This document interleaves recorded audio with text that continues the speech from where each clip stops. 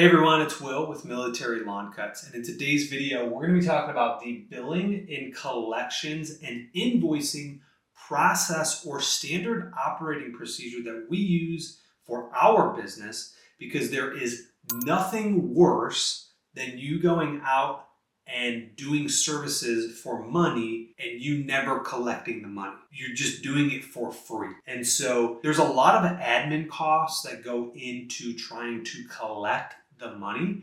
And so it's very, very important to have a process for it so you can get paid effectively, quickly, and on time. So that way you can pay your team, pay the bills, and hopefully put some money in your pocket as well. So before I jump into this, for those of you that don't know, my wife and I, we own a lawn care company. Actually, two of them, pushing to do about $1 million in sales this year. We build a lot of people. To start off, there's two kind of baselines that I want to hopefully adjust your mind for. So number one, the quicker you can get paid, the better. And I see a lot of people that sometimes do monthly billing or even bi-weekly or weekly billing. In our business, we do daily billing. Like, we come out, we perform the service, and we attempt to bill you that day. If it doesn't go through, we immediately pause your services. You will not get a secondary cut. If you're billing monthly or bi-weekly or weekly, the problem with that is you can actually mow a lawn. The card might not go through because they don't have the funds, but then all of a sudden you're going out and doing a $300 or $400 landscape job,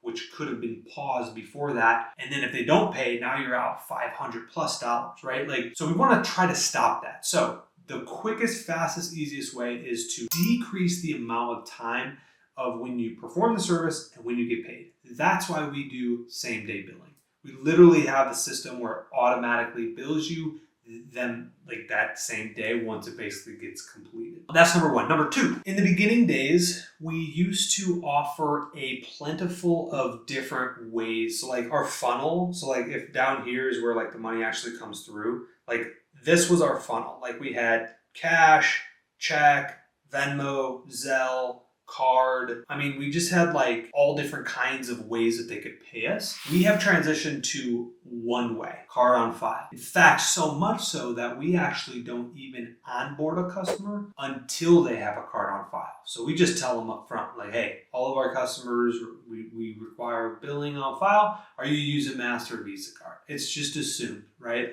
We don't take cash anymore. We don't do checks. We don't do Venmo. We don't do Zelle. Why? It's too time consuming, administrational. If you want to grow your business to where it's not just you in the field doing it, you have to start to create these types of systems. So this system behind me is assuming that you have those two things. Number one, you have the billing very, very quickly, where it's you mow, you bill that same day or at least same week.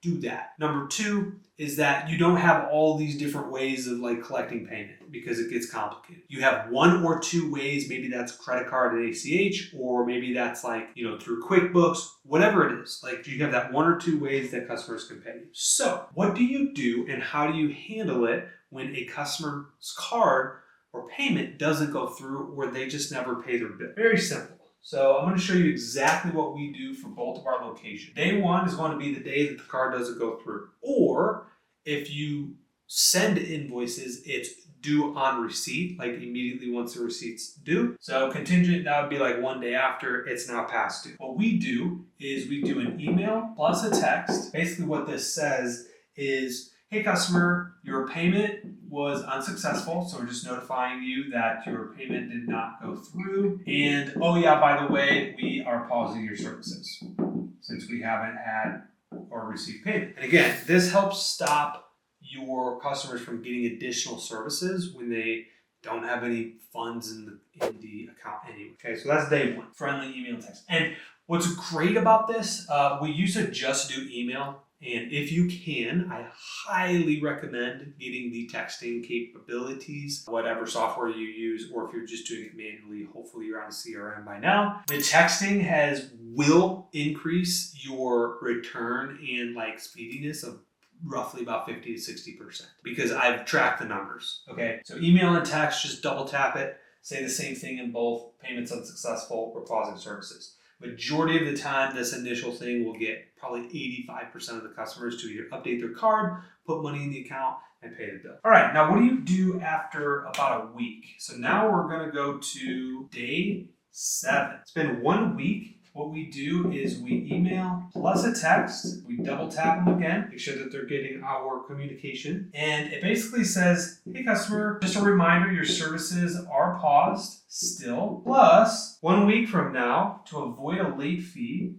basically pay your bill. So we apply a late fee at the 14-day mark. And our late fees, because we just do small, residential properties. It's nothing, like we're not doing hundreds and thousands of dollars of projects and all that stuff. We just do a $25 late fee. And majority of the time, that's enough for a customer to be like, I don't want to pay a late fee. So we do a $25 late fee, flat cost for any outstanding bill that hits 14 days. Which colors here? So on day 15, now we're at day 15. So at this point, on day 14, the late fee was applied. And so what we're going to do on here is, again, we're going to double tap them with an email plus a text. And at this point, what this is saying is, hey customer, just so you know, late fee has been applied at the 15-day mark. And again, this is a weird part because it's like majority of them that get to this part and further don't always pay their bill. Typically the day 1 or day 7 text and email, I'd say 90 to 95% of the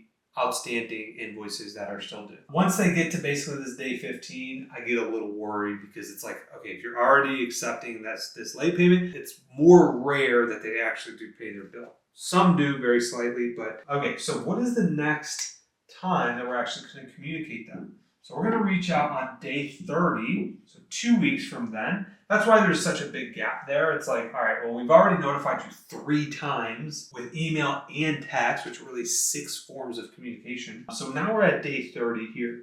So again, we're going to double tap them with an email plus a text. And basically what this one's going to say is, hey, just so you know, in 1 month from now, you're basically going to get sent to collections. If you don't want to go to collections, pay your bill, please. And we don't even tell them anymore about like how their services are paused. They know because we haven't been showing up for a month. So 1 month equals collections. So to avoid collections, definitely let us know. Now, at this point, we're going down to day 50. And I see a lot of them go from day 30. Like, again, very rarely do I see them actually pay the bill here. I don't know why. If they don't pay within the first kind of like 2 weeks, they're probably not going to pay. All right, so day 50. So this is going to be, again, we're double tapping an email plus a text. And just so you know, the reason we double tap this is because if they actually get to a point where they are getting sent to collections, I don't want them to be like, well, I never got notified. It's like, look, you got emailed multiple times. You got texted multiple times. Even if 1 or 2 of the emails went to your spam folder, at least we texted you multiple times. Like, I know you're getting the text, right? At this point, basically what we say in this is, hey, this is our final attempt. After this, we're not notifying you. The collections department will. This is our final attempt. Again, email, text. That's basically what that is. So day 55. Now, actually, I will tell you, at day 50, all of a sudden, when you send a final attempt collections, I would say sometimes about a quarter of the people will actually reach out and be like, I don't want to go to collections and all this stuff if they're homeowners, because going to collections is a problem for them. If they own the house, you can actually put a contractor's lien on their house depending on the size and everything. You can go to small claims court and all this stuff. They don't want that. They don't want their credit score to get hit. And so it's very important. You'll see a lot of people come out of the weeds on day 50. So at day 55, we basically already sent them the final attempt. And we are actually, this is the only time our administrational side will actually call. And most of the time this is going to voicemail. 99% of the time they don't answer the call. So at day 55, we're basically leaving them a voicemail saying, hey, this is our last attempt. We've been communicating over the last 2 months about your outstanding bill, and we've been emailing you, texting you, and we don't want you to go to collections where it can affect your credit score and other things. But this is our last attempt because we serviced you, we need to get paid. So at day 60, so this is when our internal system, so internal email, our basically CRM software will actually email our office and just say, hey, John Smith at this address needs to be sent to collections. And so very simple. what we do is we have a collections department that we have found that we use, where I believe they get I think they take 40% of the transaction to manage it. And so basically what that means is we basically just email them. We have one point of contact at this collection agency. We just send them the invoice, the customer's name, customer's email address, and then they basically will do all the legwork of constantly bugging them, sending them letters, all that stuff.